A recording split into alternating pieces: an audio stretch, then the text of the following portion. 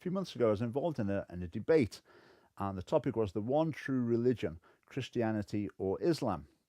And at the end of the debate, a lady put a hand up and she asked a question and said, would we not be better just forgetting about these two religions and basing our society on human rights? Now, my answer to that question was obviously human rights don't address the same questions as these two major religions, questions about related to the creator of the universe, eternal life, etc. But then the question gave an insight into a view that I think a lot of people hold, and that is seeing human rights as a substitute for religious-based morality. So they're going to provide a touchstone of moral objectivity in a society of religious pluralism, in a world of religious pluralism. And I think this emphasis on rights as a vision for morality can be seen through society, right from schools upwards. The Scottish Government provides glossy leaflets explaining to children about their rights, right from primary school all the way through. Children's novels these days, the hero, there's a fair chance they're going to be a human rights campaigner. There are even songs that sound a bit like Sunday school songs that are singing human rights. So I think a rights culture has really been promoted, and I think rights are being taught and are presented in society as facts, whereas all other moral judgments are being presented as opinion. In a school, you learn your rights, you write essays about any other moral view. Human rights arose with very noble intentions, and there are a lot of aspects that have been positive, and some great achievements have been gained through human rights. I think their international currency has helped to put pressure on rogue regimes. I think they've strengthened the hand of the oppressed in many contexts. I think the interests of individuals have been protected against the ends of the state in many situations. And I think the Bible itself uses rights language on occasion. But many people still have reservations about human rights language. When we hear, I know my rights, we associate that as much with the barrack room lawyer and the criminal as we do with the genuinely oppressed. The European Convention on Human Rights is given the nickname the Chancellor's Charter. And the latest issue, one of the latest issues, has been votes for prisoners through human rights legislation. Now, there's a whole string of cases like that I won't go through, but I think a lot of people have got the idea that there's something not quite right about the culture of human rights in our society. I want to look at a few points where I think the rights culture can be weak or can go astray. Number one, I think rights are often vague. I think they're vulnerable to unforeseen and spurious applications. Just for example, you could have a law that says, don't murder people. You might think, well, it's the same thing to give people a right to life instead.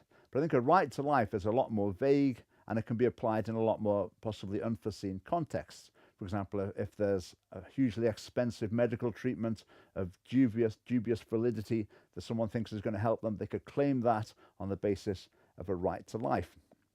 Little story I think illustrates this quite nicely. If you imagine an oppressive regime where they're using sleep deprivation as a means of torturing political prisoners, and the world hears about this and the world community is outraged, so a new right is created, the right to an undisturbed night's sleep. And that may or may not solve the problem of this torturing regime. But then a disgruntled divorcee can then sue her husband for years of snoring at night. So rights are vague. So why are governments sometimes so keen to use them, to express things as a right rather than as a prohibition? I think part of the reason for that is that governments like to appear so generous and enlightened in conferring rights on their citizens rather than telling them what they're not allowed to do. The second problem with rights is I think they often proliferate on both sides of the argument. So one side claims a right, another side claims a right, then settling that dispute can be quite difficult, and then it's left to judges to solve it. So I think it leaves a huge space for judicial activism, and in a sense becomes undemocratic, because instead of the parliament passing laws that specifically specify how issues are to be dealt with, the vagueness of rights leaves it to judges to fill in the gaps. The third problem is I think rights talk can often replace the right-wrong distinction with the rights-responsibilities distinction. I think rights are very good at seeing what's gone wrong, but they're not so good at assessing why it's gone wrong and how it's gone wrong, and therefore being able to deal with it justly as a matter of moral accountability. The fourth thing, I think rights culture leads to a confrontational ethos. I think rights claims often sound so absolute.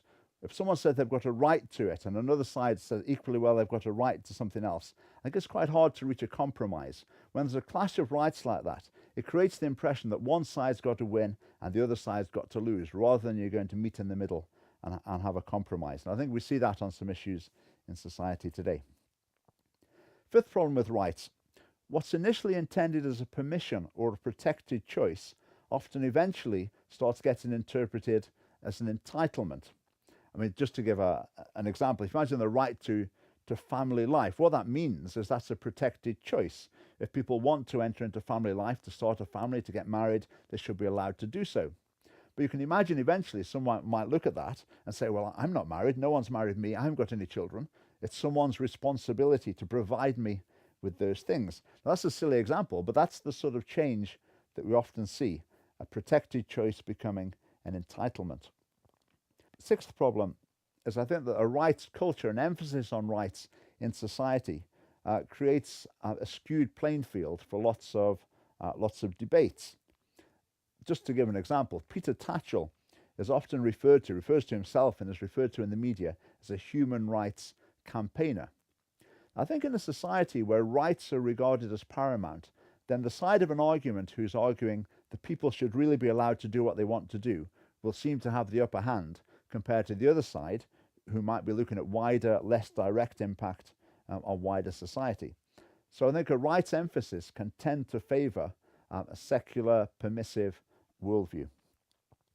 And the seventh point, I think rights don't have the objective grounding that people often assume that they have. There are parts of the world, particularly Muslim majority countries, where the concepts of human rights are challenged. They're regarded as a Western imposition. Some human rights, I don't think anyone would say, are really universal moral imperatives, things like the right to paid holiday. Some people claim that rights are objective because they're based in the genuine needs that people have. But who's to decide what the genuine needs of people are? Even if we can agree what the genuine needs are, how are we to agree whose responsibility it is to meet those needs? So human rights affirm and protect the dignity, value and freedoms of every human being. And that's in accord with the teaching of the Bible, and a Christian can be entirely supportive of that. But I think in our culture the tendency is to objectify rights and to relativize all other sorts of moral judgments. And I think if we go down that road, we become unable to distinguish properly between good and evil. There's more to morality than rights. Rights can't fill the moral vacuum at the heart of our society, and the harder people try to make them into an all-encompassing vision of a healthy society, the more clearly their inadequacy will be exposed.